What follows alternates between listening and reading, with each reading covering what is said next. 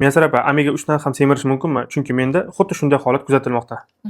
Keling sizga omega 3 ni tanlash prinsiplarini va faktorlarini o'rgataman. Agar bunday faktorlarga javob beruvchi omega 3 ni tanlaydigan bo'lsangiz, sizni nafaqat ozishingizga, balki salomatligingizni tiklash uchun ham yordam bera oladi. Agar bu faktorlarga javob bermaydigan omega 3 ni iste'mol qiladigan bo'lsangiz, sizni semirtiradi va salomatligingiz uchun ham zararli hisoblanadi. Unda boshladik. Eng birinchisi bu omega 3 ni faqat omega 3 ekanligini tanlash hisoblanadi. Masalan, omega 3 ni yonida faqat omega 3 deb yoziladigan bo'lgan bo'lsa, demak bu foydali omega hisoblanadi.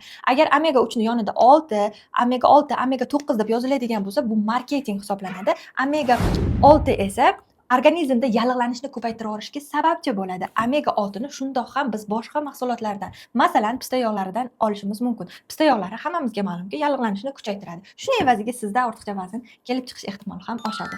Undan tashqari Nordic fish, ya'ni sovuq o'lkalarda o'sgan baliqning yog'laridan olingan omega 3 ni iste'mol qilishingiz kerak. Sovuq o'lkalarda o'sgan baliqlarda aynan bizni immunitetimizni ko'tarish uchun yaxshigina funksiyalari mavjud. Va eng oxirgisi, juda ham ko'pchilik e'tibor bermaydigani esa bu YPA va DH faktorlari. YPA va DH faktorlari mingdan baland bo'ladigan bo'lsa, demak, sizda bu omega 3 ishlab beradi. Agar undan past bo'ladigan bo'lsa, sizda bu omega 3 ishlab bermaydi va 3 ta 4 tasini iste'mol qilishingizga to'g'ri keladi. 3 ta 4 ta omega 3 iste'mol qilgandan keyin unda yog'lilik balansi sizda ko'tarilishni boshlaydi. Shuning uchun ham shu faktorlarga javob beradigan va omega 3 jelatindan tayyorlanganligi uchun mana o'zim iste'mol qiladigan omega 3 ni ko'rsatib beraman. Ustki qavati jelatindan tayyorlanganligi uchun buni halol sertifikatlari bor yoki yo'qligiga ham e'tiborli bo'ling. Jelatina ko'pchilikka ma'lumki, cho'chqanikidan ham olinishi mumkin.